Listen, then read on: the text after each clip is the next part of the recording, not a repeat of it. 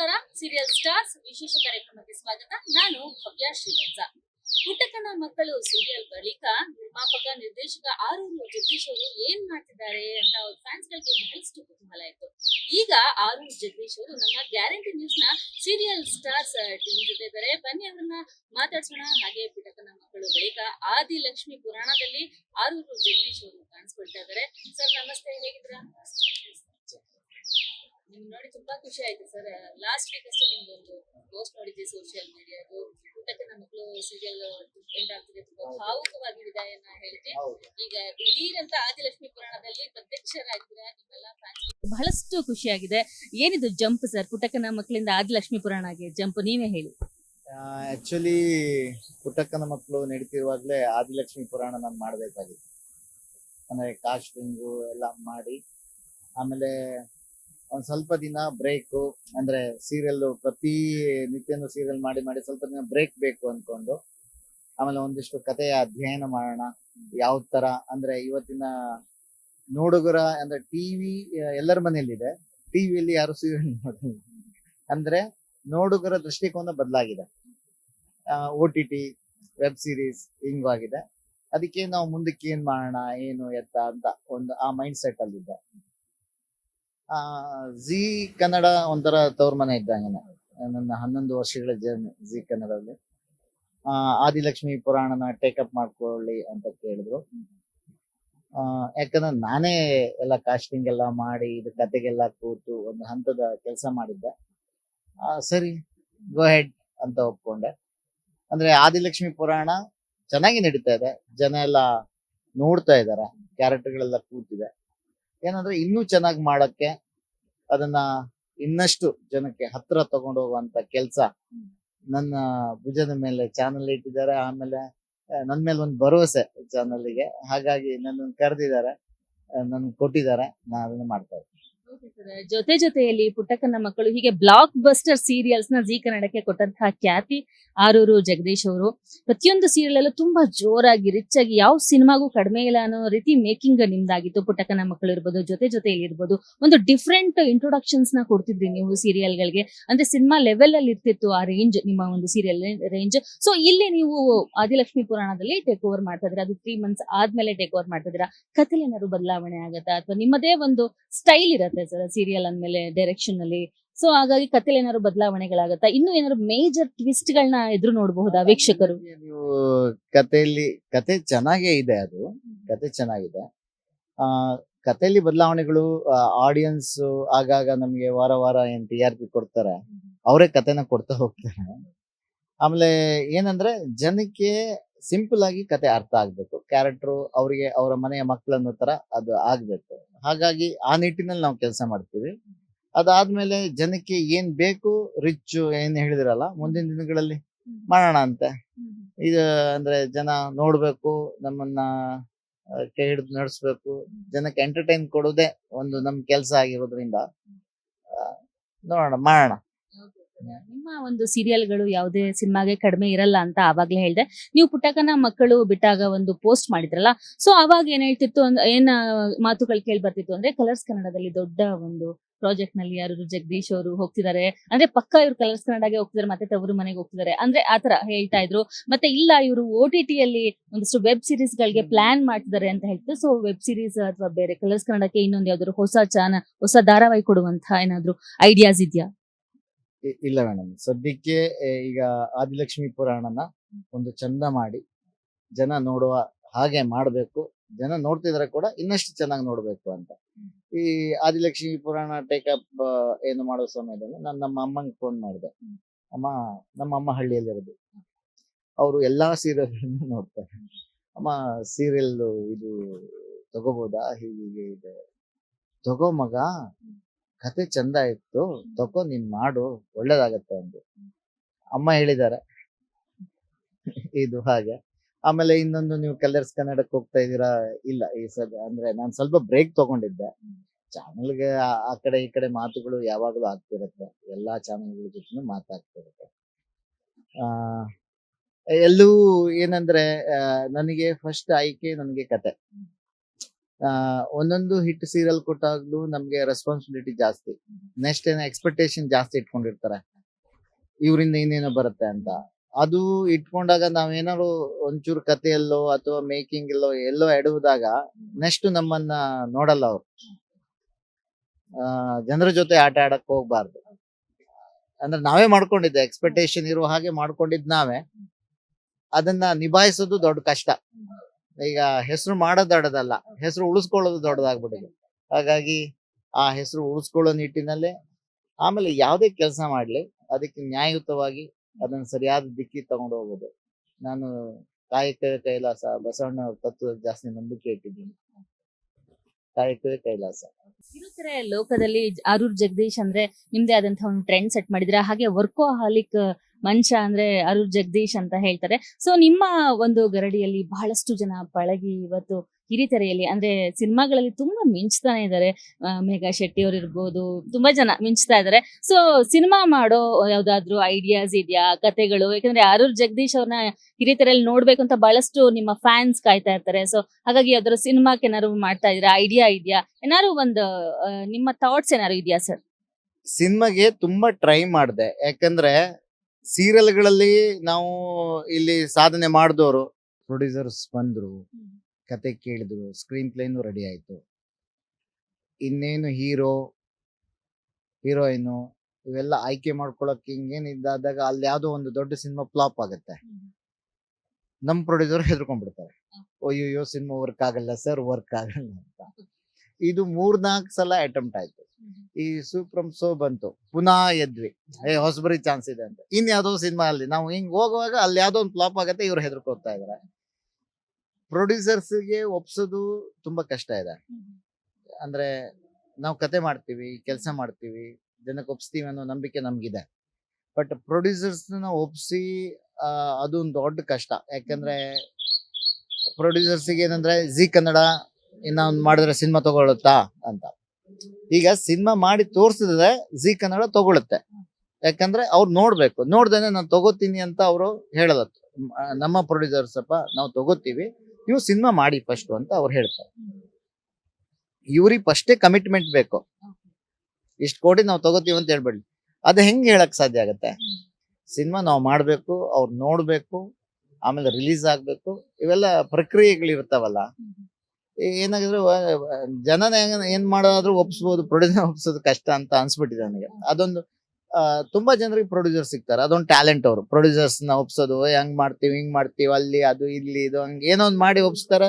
Cinema ನೋಡಿದ್ರೆ content ಇರಲ್ಲ, ಏನಿರಲ್ಲ, ಸಿನಿಮಾ ಫ್ಲಾಪ್ ಆಗಿರುತ್ತೆ ಅಥವಾ ಇನ್ನೇನೋ ಆಗಿರುತ್ತೆ.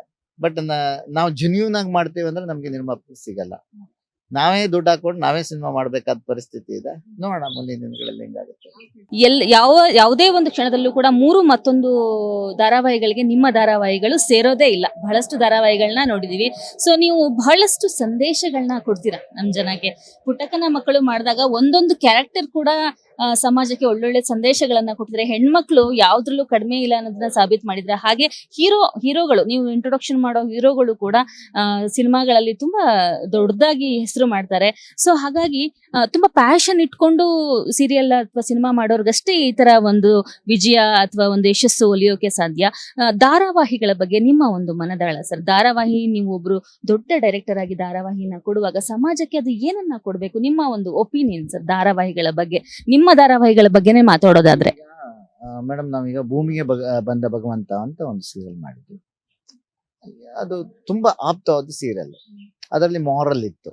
ಇವತ್ತಿನ ಜನರು ಹೆಂಗ್ ಬದುಕ್ತಾ ಇದಾರೆ, ದೇವ್ರು ಎಲ್ಲಿದ್ದಾನೆ ಅಂದ್ರೆ ಯಾರಿಗೋ ಕಷ್ಟ ಕಾಲದಲ್ಲಿ ಸಹಾಯ ಮಾಡಿದ್ರೆ ಅವನೇ ದೇವ್ರು ಅನ್ನೋ ತರದಲ್ಲಿ ಅದು ಬಿಂಬಿತವಾಗಿತ್ತು. ಅಂತ ಸೀರಿಯಲ್ಗಳು ಓಡಲ್ಲ, ನೋಡಲ್ಲ, ಜನ ನೋಡಲ್ಲ, TRP ಇರಲ್ಲ. TRP ಇಲ್ಲ ಅಂದ್ರೆ ಸೀರಿಯಲ್ ನಿಲ್ಸ್ತಾರೆ.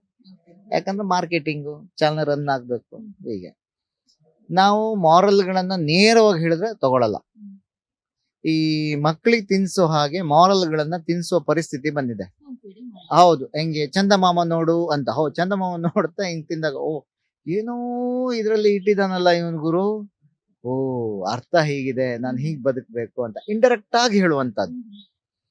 ಎಲ್ಲದ್ರಲ್ಲೂ ಅಷ್ಟೇ. ನೇರವಾಗಿ ಹೇಳಿದ್ರೆ ಇವತ್ತು ಯಾರು ನನ್ನ ಮಕ್ಕಳು ಕೇಳಲ್ಲ ನನ್ನ ಮಾತನ್ನ, ಗೊತ್ತಪ್ಪ ಅಂತ.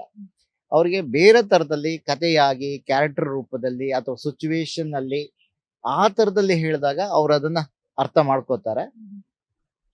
ಕೆಲವೊಂದ್ಸಲ ಏನಾಗುತ್ತೆ, ಈ ತುಂಬಾ ಏಕ್ದಮ್ ನಾವು ಮಾರಲ್ ನೋಡಲ್ಲ, ಎಂಟರ್ಟೈನ್ಮೆಂಟ್ ಜೊತೆಗೆ ಹೇಳಬೇಕು, ಆ ತರದ ಪರಿಸ್ಥಿತಿ ಇದೆ. ಅದನ್ನ ನಾವು ಪುಟ್ಟಕ್ಕನ ಮಕ್ಕಳಲ್ಲಿ ಮಾಡಿದೀವಿ.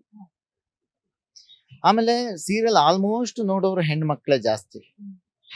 ಇವತ್ತಿನ ಮನೆಗಳು ಅಥವಾ ಒಂದು ಗಂಡಸು ಮನೆಗೆ ಹೋದಾಗ ಅಥವಾ ಕೆಲ್ಸಕ್ಕೆ ಹೋಗುವಾಗ ಅವನು ಸರಿಯಾದ ರೀತಿಯಲ್ಲಿ ಇರ್ಬೇಕಂದ್ರೆ ಅದಕ್ಕೆ ಹೆಣ್ಣೆ ಕಾರಣ ಆಗಿರ್ತಾಳೆ. ಮನೆನ ತಗೊಂಡೋಗೋದು ಹೆಣ್ಣು. ಆಮೇಲೆ ಎಲ್ಲಾ ತರದಲ್ಲೂ ಹೆಣ್ಣಿಲ್ಲ ಅಂದ್ರೆ ಅಂದ್ರೆ ಭೂಮಿನ ಹೇಗೆ ನಾವು ಹೆಣ್ಣಿಗೆ ಹೋಲಿಸ್ತೀವಿ, ಹೆಣ್ಣಿಲ್ಲ ಅಂದ್ರೆ ಈ ಪ್ರಪಂಚ ಇಲ್ಲ. ಇಲ್ಲಿ ಗಾಳಿ ಬೆಳಕು ನೀರು ಗೀರು ಏನೂ ಇರಲ್ಲ.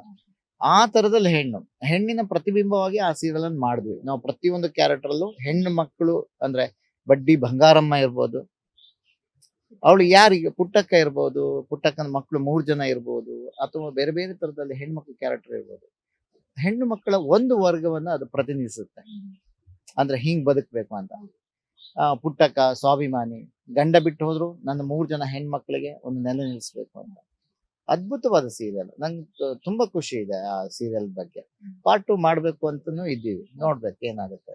ಆಲ್ ದ ಬೆಸ್ಟ್ ಪಾರ್ಟ್ 2ಗೆ ನಮ್ಮ ಕಡೆಯಿಂದ. ಯಾಕಂದ್ರೆ ಬಹಳಷ್ಟು ಹೆಣ್ಮಕ್ಳಿಗೆ, ಬಹಳಷ್ಟು ಸೀರಿಯಲ್ ವೀಕ್ಷಕರಿಗೆ ಪುಟ್ಟಕ್ಕನ ಮಕ್ಕಳು ಒಂದು ರೋಲ್ ಮಾಡಲ್ ಆದಂತಹ ಒಂದು ಸೀರಿಯಲ್. ಅದರಲ್ಲೂ ಉಮಾಶ್ರೀ ಅವರ ಕ್ಯಾರೆಕ್ಟರ್ನ ನೀವು ಕಟ್ಟಿಕೊಟ್ಟಂತಹ ಒಂದು ಕತೆ ಇದೆಯಲ್ಲ, ಯಾವುದೇ ಒಂದು ಓದು ಬರಹ ಇಲ್ಲದಂತಹ ಹೆಣ್ಣು, ಹಳ್ಳಿ ಹೆಣ್ಣು ಈ ತರನು ಬದುಕ್ಬೋದು ಅಂತ ತೋರಿಸ್ಕೊಟ್ಟು ಒಂದು ವಿಭಿನ್ನವಾದ ಕತೆ ಸರ್ ಅದು. ಇನ್ನ ಆರೂರು ಜಗದೀಶ್ ಸರ್ ಸೀರಿಯಲ್ ಇಂಡಸ್ಟ್ರಿನಲ್ಲಿ ಒಂದು ಟ್ರೆಂಡ್ ಸೆಟ್ ಮಾಡಿದೀರಾ. ಬಹಳಷ್ಟು ಜನ ಹೀರೋಗಳು ಇಂಥ ಹೀರೋಗಳನ್ನ ನೋಡ್ಕೊಂಬಂದು ನಾವು ಎಷ್ಟು ತರ ಆಗ್ಬೇಕು, ದರ್ಶನ್ ಸುದೀಪ್ ತರ ಆಗ್ಬೇಕು, ಈ ತರ ಎಲ್ಲ ಆಸೆಗಳು ಇಟ್ಕೊಂಡಿರ್ತಾರೆ ಸರ್. ಅದೇ ತರ ನಿಮ್ಮಂತಹ ಡೈರೆಕ್ಟರ್ಸ್ ನ ನೋಡಿದಾಗ ನನ್ಗೆ ಆರೂರು ಜಗದೀಶ್ ಸರ್ ತರ ಒಂದು ಸೀರಿಯಲ್ ಮಾಡ್ಬೇಕು ಅನ್ನುವಂತಹ ಆಸೆಗಳಿರುತ್ತೆ. ಸೊ ಇಂಡಸ್ಟ್ರಿಗೆ ಬರುವಂತಹ ಸೀರಿಯಲ್ ಇಂಡಸ್ಟ್ರಿಗೆ ಬರುವಂತಹ ಡೈರೆಕ್ಟರ್ಸ್ ಗಳಿಗೆ ನಿಮ್ಮ ಒಂದು ಕಿವಿ ಮಾತು ಸರ್, ಏನಂತ ಇರ್ಬೋದು ನಿಮ್ಮ ಒಂದು ಹಿತ ವಚನಗಳ ತರ? ಅಂದ್ರೆ ತುಂಬಾ ಜನ ಅಂದ್ರೆ ಇಲ್ಲಿ ಒಂದು ಪೇಶನ್ಸ್ ಫಸ್ಟ್ ಕಲ್ತ್ಕೋಬೇಕು, ಜೀವನ ನೋಡಿರ್ಬೇಕು, ಬುಕ್ಗಳು ಓದಿರ್ಬೇಕು. ಆಮೇಲೆ 4 ಜನಕ್ಕೆ ನಾವೇನಾದ್ರು ಹೇಳಿದ್ರೆ ಕೇಳಿಸ್ಕೊಳ್ತಾರೆ ಅನ್ನುವಂತಹ ಒಂದು ಪ್ರೌಢಿಮೆ ಇವ್ರಿಗೆ ಬೆಳೆದಿರ್ಬೇಕು. ಅಂದ್ರೆ ದಿಢೀರ್ ಬಂದು ದಿಢೀರ್ ಅಂತ ಏನು ಮಾಡಕ್ ಇಲ್ಲಿ ಸಾಧ್ಯ ಆಗಲ್ಲ. ತಾಳ್ಮೆ ವೆರಿ ಇಂಪಾರ್ಟೆಂಟ್. ಆಮೇಲೆ ಎಂಟರ್ಟೈನ್ಮೆಂಟ್ ಅನ್ನ ತುಂಬಾ ಈಸಿಯಾಗಿ ತಲೆ ಒಳಗಡೆ ಹೋಗುವ ಹಾಗೆ, ತುಂಬಾ ಆಡಿಯನ್ಸ್ ತುಂಬಾ ಕಷ್ಟ ಕೊಡಬಾರ್ದು. ಕಷ್ಟ ಕೊಟ್ರೆ ನೋಡಲ್ಲ, ಆ ಕಡೆನೂ ತಲೆ ಹಾಕಲ್ಲ. ತುಂಬಾ ಈಸಿಯಾಗಿ. ಆಮೇಲೆ ಇವತ್ತು ಎಷ್ಟೇ ದೊಡ್ಡ ಟ್ಯಾಲೆಂಟ್ ಇರ್ಬೋದು ಮೇಡಮ್, ಆಟಿಟ್ಯೂಡ್ ಸರಿ ಇರ್ಬೇಕು. ಎಲ್ಲಿಂದ ಬಂದಿದ್ದೀವಿ, ಹೇಗಿರ್ತೀವಿ, ಹೇಗಿರ್ಬೇಕು, ಇದು 3 ತಿಳ್ಕೊಂಡ್ರೆ ಅವ್ರು ಚೆನ್ನಾಗಿ ಇಲ್ಲಿ ಬದುಕಬಹುದು. ಆಮೇಲೆ ಸೀರಿಯಲ್ ಇಂಡಸ್ಟ್ರಿ ಕಾಂಪಿಟೇಷನ್ ಜಾಸ್ತಿ ಇದೆ. ನಮ್ಮ ಕನ್ನಡದಲ್ಲಿ ಇರೋದೇ ಒಂದು 3-4 ಚಾನಲ್. ಆಮೇಲೆ ಇಲ್ಲಿ ಕೆಲಸ ಮಾಡೋದು ಹೆಡ್ಗಳು ಇನ್ನೊಂದು ಚಾನಲ್ ಹೋಗ್ತಾರೆ, ಅಲ್ಲಿಂದ ಇಲ್ಲಿಗೆ ಹೋಗ್ತಾರೆ. ಎಲ್ಲೂ ಯಾರು ಕಿರಿಕ್ ಮಾಡ್ಕೋಬಾರ್ದು. ಇಲ್ಲಿ ಬದುಕಬೇಕಂದ್ರೆ ಎಲ್ಲರ ನೋಡನೆ ಒಡನಾಟದಿಂದ. ನಾವು ಯಾವ್ದೋ ಊರಿಂದ ಬಂದಿರ್ತೀವಿ, ಯಾರು ಇಲ್ಲಿ ದುಶ್ಮನಲ್ಲ ಏನು ಅಲ್ಲ. ನಾವು ಕೆಲಸ ಮಾಡ್ಬೇಕು, ಕೆಲ್ಸಕ್ಕಷ್ಟೇ ನಾವು ಹೊಡೆದಾಟ ಬಡ್ದಾಟ. ಆ ತರದಲ್ಲಿ ಮನಸ್ಥಿತಿಯನ್ನು ಫಿಕ್ಸ್ ಮಾಡ್ಕೊಂಡ್ರೆ ಆಮೇಲೆ ಸೀರಿಯಲ್ಲು ಸಿನಿಮಾ ಯಾವುದೇ ಇರ್ಬೋದು ಮೇಡಮ್, ಇಲ್ಲಿ ಏನಂದ್ರೆ ಬಣ್ಣದ ಜಗತ್ತು ಎಲ್ಲರನ್ನ ಬೇರೆ ಬೇರೆ ಕಡೆಗೆ ಕರೀತದೆ. ನಮ್ಮತನ ನಮ್ಮಲ್ಲಿ ಇರ್ಬೇಕು. ಹಾಗಿದ್ದಾಗ ನಾವು ಕರೆಕ್ಟ್ ಆಗಿರ್ತೀವಿ, ಸರಿಯಾದ ರೀತಿಯಲ್ಲಿ. ಬಹಳಷ್ಟು ಕಲಾವಿದರನ್ನ ಇಂಟರ್ವ್ಯೂ ಮಾಡ್ತೀವಿ ಸರ್, ನಮಗೆ ಅಷ್ಟು ಒಂಥರ ಭಯ ಇರಲ್ಲ, ಟೆನ್ಷನ್ ಇರಲ್ಲ. ಆದ್ರೆ ಡೈರೆಕ್ಟರ್ಸ್ ನ ಇಂಟರ್ವ್ಯೂ ಮಾಡ್ಬೇಕಾದ್ರೆ ತುಂಬಾ ನಮ್ಗೆ ಭಯ ಇರುತ್ತೆ. ಅಂದ್ರೆ ಡೈರೆಕ್ಟರ್ಸ್ ಅಂದ್ರೆ ನಾವು ಒಂಥರ ಹೈ ಲೆವೆಲ್ ಅಲ್ಲಿ ನೋಡ್ತೀವಿ ಡೈರೆಕ್ಟರ್ಸ್ ಗಳನ್ನ. ಸೊ ಆರೂರು ಜಗದೀಶ್ ಸರ್ದು ಏನಾದ್ರು ಒಂದು ಡ್ರೀಮ್ ಪ್ರಾಜೆಕ್ಟ್ ಏನಾದ್ರು ಇದೆಯಾ? ಅದ್ರ ಕಾದಂಬರಿಗಳನ್ನ ಅಥವಾ ನೋಡಿ ಈ ತರದನ್ನ ನಾನು ಸೀರಿಯಲ್ ಮಾಡ್ಬೇಕು ಅಥವಾ ಈ ತರದೊಂದು ಸಿನಿಮಾ ಮಾಡ್ಬೇಕು ಅಂತ ಏನಾದ್ರು ಒಂದು ಕನ್ಸಿದ್ಯಾ ಸರ್? ನಿಮ್ಮ ಫ್ಯಾನ್ಸ್ ಗಳಿಗೆ ಇಂಟ್ರೆಸ್ಟ್ ಇರುತ್ತೆ ಇದ್ರ ಬಗ್ಗೆ ತಿಳ್ಕೊಳ್ಳಿಕ್ಕೆ. ಹಾಗಾಗಿ ಯಾವ್ದಾದ್ರು ಒಂದು ಕನ್ಸು, ಡ್ರೀಮ್ ಪ್ರಾಜೆಕ್ಟ್ ಅಂತ ಯಾವ್ದಾದ್ರು ಇದೆಯಾ ಆರೂರು ಜಗದೀಶ್ ಸರ್ ಅವ್ರದ್ದು? ನನಗೆ ಈ ನಳ ದಮಯಂತಿ ಅಂತ ಒಂದು ಯಕ್ಷಗಾನದಲ್ಲಿ ಬರ್ತಾ ಇತ್ತು. ಅದು ತುಂಬಾ ಕಾಡಿತ್ತು ಕೂಡ ಅದರ ಕತೆ. ಅದನ್ನ ಮಾಡ್ಬೇಕು ಅಂತ. ಬಟ್ ಇವತ್ತಿನ ಬಜೆಟ್, ಆಮೇಲೆ ಆ ಕಾಲವನ್ನು ಈ ಕಾಲಕ್ಕೆ ಕಟ್ಟುವಿಕೆ, ಪೌರಾಣಿಕ ಸೀರಿಯಲ್ ಮಾಡ್ಬೇಕು ಅಂತ. ಓಕೆ, ಹೀಗೆಲ್ಲ ಇತ್ತು. ನೋಡ್ಬೇಕು ಏನಾಗತ್ತೆ ಅಂತ. ಆಮೇಲೆ ಸಿನಿಮಾ ಮಾಡ್ಬೇಕು ಅನ್ನೋದು ಅದನ್ನು ಇದೆ. ಯಾವುದೇ ಸಿನಿಮಾ ಮಾಡ್ಲಿ ನಮ್ಗೆ ಅಣ್ಣವ್ರ ಸಿನಿಮಾಗಳು ನೆನಪಾಗ್ತವೆ. ಅಣ್ಣವ್ರ ಸಿನಿಮಾದಲ್ಲಿ ಒಂದಿಷ್ಟು ಮಾರಲ್ಗಳನ್ನ ಕಲ್ತ್ಕೊಂಡು ಇಡೀ ಸಮಾಜ ಬದಲಾದಂತ ಘಟನೆಗಳು ಕೂಡ ಇದಾವೆ. ಅಂಥದ್ದೊಂದು ನಾವು ಮಾಡಿದಾಗ ನಮ್ಗದೊಂದು ದೊಡ್ಡ ಪ್ರೌಡ್ ಫೀಲ್ ಆಗುತ್ತೆ. ನೋಡ್ಬೇಕು ಅಂತ. ಅಂದ್ರೆ ನಾವೇನೋ ಕಟ್ಟಬೇಕು, ಸಮಾಜ ಕಟ್ಟಬೇಕು. ಅದಕ್ಕೆ ನಮ್ದೊಂದು ಮಾಧ್ಯಮ ಅಷ್ಟೇ. ತುಂಬಾ ಖುಷಿ ಆಯ್ತು ನಿಮ್ಮ ಒಂದು ಕನಸು ಈಡೇರ್ಲಿ ಸರ್ ನಮ್ಮ ಕಡೆಯಿಂದ ನಮ್ಮ ವಿಶ್. ಇನ್ನ ಪರ್ಸನಲ್ ಆಗಿ ಅಂದ್ರೆ ನಮ್ಮ ಆರೂರು ಜಗದೀಶ್ ಸರ್ ಅವರು ಎಲ್ಲಿಯವರು, ಹೇಗೆ ಅವರು ಈ ಕಿರುತೆರೆ ಇಂಡಸ್ಟ್ರಿಗೆ ಬಂದಿದ್ ಹೇಗೆ, ಇದೊಂದು ಸಣ್ಣದಾಗಿ ಉತ್ತರಿಸಬಹುದಾ ಸರ್? ನನ್ನ ಊರು ಉಡುಪಿ ಜಿಲ್ಲೆ ಆರೂರು, ಬ್ರಹ್ಮಾವರ ತಾಲೂಕಿನ ಆರೂರು ಗ್ರಾಮ. ನನಗೆ ಇಂಡಸ್ಟ್ರಿ ಬರೋಕೆ ಇನ್ಸ್ಪೈರ್ ಆಗಿದ್ದೆ ಬೇಬಿ ಶಾಮಿಲಿ. ಒಂದು ಹುಡುಗಿ ಹೆಂಗಪ್ಪ ಇವನಿಗೆ ಅಂತ ಅನ್ಕೋಬಹುದು, ಬಟ್ ನಾನು ಚಿಕ್ಕ ವಯಸ್ಸಲ್ಲಿ ಈ ಸಣ್ಣ ಹುಡುಗಿ ಇಷ್ಟು ಚಂದ ಆಕ್ಟ್ ಮಾಡ್ಬೇಕಂದ್ರೆ ನಾವ್ಯಾಕೆ ಆಕ್ಟ್ ಮಾಡಬಾರ್ದು, ನಾವ್ಯಾಕೆ ಹೀರೋ ಆಗ್ಬಾರ್ದು ಅಂತೆಲ್ಲ ಇತ್ತು. ಹಾಗಾದ್ರೆ ನೀವು ಹೀರೋ ಆಗ್ಲಿಕ್ಕೆ ಬಂದಿದ್ದೆ ಇಂಡಸ್ಟ್ರಿಗೆ? Okay sir. ಅಲ್ಲಿಂದ ಇನ್ಸ್ಟಿಟ್ಯೂಟ್, ಆದರ್ಶ ಫಿಲ್ಮ್ ಇನ್ಸ್ಟಿಟ್ಯೂಟ್, ಆಮೇಲೆ ಗೊತ್ತಾಯ್ತು ಮಿರರ್ ಎದುರುಗಡೆ ನಮ್ಮನ್ನ ನೋಡಿದಾಗ ಆಗಲ್ಲ. ಆಮೇಲೆ ಲ್ಯಾಂಗ್ವೇಜ್ ಮಂಗಳೂರದ ಬಂದಲ್ಲಿ ಬಂದು ಹೋಗುತ್ತೆ, ಇದು ಕಷ್ಟ ಸಾಧ್ಯ. ಆಮೇಲೆ ಇಲ್ಲಿ ಬಂದಾಗಿದೆ, ವಾಪಸ್ ಹೋಗಕ್ಕಾಗಲ್ಲ. ಇದು ಒಂಥರ ಹೆಂಗಂದ್ರೆ ಒಂದು ಚಕ್ರ ಯುಗದ ತರ, ಒಳಗಡೆ ಬಂದ್ಬಿಡ್ತೇವೆ, ಹೊರಗಡೆ ಹೋಗಕ್ಕಾಗಲ್ಲ. ಆ ತರದಲ್ಲಾಯ್ತು. ಆಮೇಲೆ ಇಲ್ಲಿ ಕಷ್ಟಪಟ್ಟು ಅದು ಇದು ಅಂತ ಆಮೇಲೆ ನನ್ನನ್ನ ಕಿರುತೆರೆಯಲ್ಲಿ ಉಳಿಸ್ಕೊಂಡಿದ್ದು ಬಿ ಸುರೇಶ್ ಅವರು. ಅವ್ರದೇ ಗರಡಿ. ಅವರ ಏನ್ ನಾವ್ ಇವತ್ತು ವರ್ಕ್ ಮಾಡ್ತೇವೆ ಅವರು ಇರ್ಬೋದು. ಆಮೇಲೆ ನಮ್ಗೆ ಇವರು ಮೋಹನ್ ಸಿಂಗ್, ಸುಮಾರು ಜನ ಗುರುಗಳಿದ್ದಾರೆ. ಅಂದ್ರೆ ನಮ್ಗೆ ಗೊತ್ತಿಲ್ಲ, ನಾವು ಪ್ರತಿಯೊಬ್ಬರನ್ನು ಗುರುನೇ ಅನ್ಕೋತೀನಿ. ಆ ಕಡೆ ಈ ಕಡೆ ಯಾರೋ ಒಬ್ರು ಹೇಳ್ಕೊಡ್ತಾ ಇರ್ತಾರೆ. ಅಲ್ಲಿಂದ ಸೀರಿಯಲ್ ಶುರುವಾಗಿದ್ದು. ಫಸ್ಟ್ ಸೀರಿಯಲ್ ಗುಪ್ತಗಾಮಿನಿ, ಅದಾದ್ಮೇಲೆ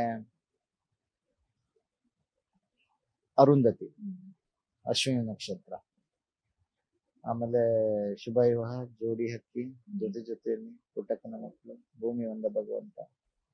ಇವತ್ತಿನ first day shooting start Adilakshmi. Adilakshmi ಪುರಾಣ ಸರ್, ಈ ಒಂದು ಸೀರಿಯಲ್ ಮೂಲಕ ಮತ್ತೆ ಆರೂರು ಜಗದೀಶ್ ಅವ್ರನ್ನ ಕರ್ನಾಟಕ ಬರ ಮಾಡಿಕೊಳ್ತಾ ಇದೆ, ಕರ್ನಾಟಕ ನೋಡ್ತಾ ಇದೆ. ಸೊ ಆದಿಲಕ್ಷ್ಮಿ ಪುರಾಣದ ಬಗ್ಗೆ ನಿಮ್ಮ ಒಂದೆರಡು ಮಾತುಗಳು. ಆದಿಲಕ್ಷ್ಮಿ ಪುರಾಣದ ಬಗ್ಗೆ ನಾನು ಹೇಳ್ಬೇಕು ಅಂದ್ರೆ, ಜನ ಸೀರಿಯಲ್ ಅನ್ನ ನೋಡ್ಲಿ. ಅಂದ್ರೆ ನನ್ನನ್ನು ಯಾರು ಫಾಲೋ ಮಾಡ್ತಿದ್ದಾರೆ, ನನ್ನನ್ನು ಯಾರು ಅಭಿಮಾನದಿಂದ ನೋಡ್ತಾ ಇದ್ದಾರೆ, ನೀವುಗಳೆಲ್ಲರೂ ಆದಿಲಕ್ಷ್ಮಿ ಪುರಾಣವನ್ನ ನೋಡಿ, ಆಮೇಲೆ ಅದನ್ನ ಚೆನ್ನಾಗಿ ಮಾಡ್ತೀವಿ ನಾವು. ನಮ್ಮ ಮೇಲೆ ನಂಬಿಕೆ ಇಡಿ, ನಿಮ್ಗೆ ಚೆನ್ನಾಗಿ ಮಾಡ್ಬಿಟ್ಟು ನಿಮ್ಗೊಂದು ಒಳ್ಳೆ ಎಂಟರ್ಟೈನ್ಮೆಂಟ್ ಎಪಿಸೋಡ್ ತರ ಮಾಡ್ಕೊಡೋ ಕೆಲಸ ನಮ್ದು. ನಮ್ಮ ಮೇಲೆ ಭರವಸೆ ಇಡಿ, ಆದಿಲಕ್ಷ್ಮಿ ಪುರಾಣ ನೋಡಿ, ನಮ್ ಜೊತೆಗಿರಿ. Thank you so much sir. ಇಷ್ಟು ಹೊತ್ತು ನಮ್ಮ ಗ್ಯಾರಂಟಿ ನ್ಯೂಸ್ ನ ಸೀರಿಯಲ್ ಸ್ಟಾರ್ಸ್ ಟೀಮ್ ಜೊತೆ ನಿಮ್ಮ ಆದಿಲಕ್ಷ್ಮಿ ಪುರಾಣ ಹಾಗೆ ನಿಮ್ಮ ಲೈಫ್ ಜರ್ನಿ, ಸೀರಿಯಲ್ ಜರ್ನಿ ಎಲ್ಲವನ್ನು ಕೂಡ ನಮ್ಮ ಜೊತೆ ಹಂಚ್ಕೊಂಡಿದ್ದಾರೆ. ಥ್ಯಾಂಕ್ ಯು ಸೋ ಮಚ್, ಧನ್ಯವಾದಗಳು. ನೋಡಿದ್ರಲ್ಲ ವೀಕ್ಷಕರೇ, ಕರ್ನಾಟಕದ ಖ್ಯಾತ ನಿರ್ದೇಶಕರು, ಸೀರಿಯಲ್ ನಿರ್ದೇಶಕರು, ನಿರ್ಮಾಪಕರಾದಂತಹ ಆರೂರು ಜಗದೀಶ್ ಅವರ ಮಾತುಗಳು ಇದಾಗಿತ್ತು. ನೋಡ್ತಾ ಇರಿ ಗ್ಯಾರಂಟಿ ನ್ಯೂಸ್, ಸುದ್ದಿ ಖಚಿತ, ನ್ಯಾಯ ನಿಶ್ಚಿತ.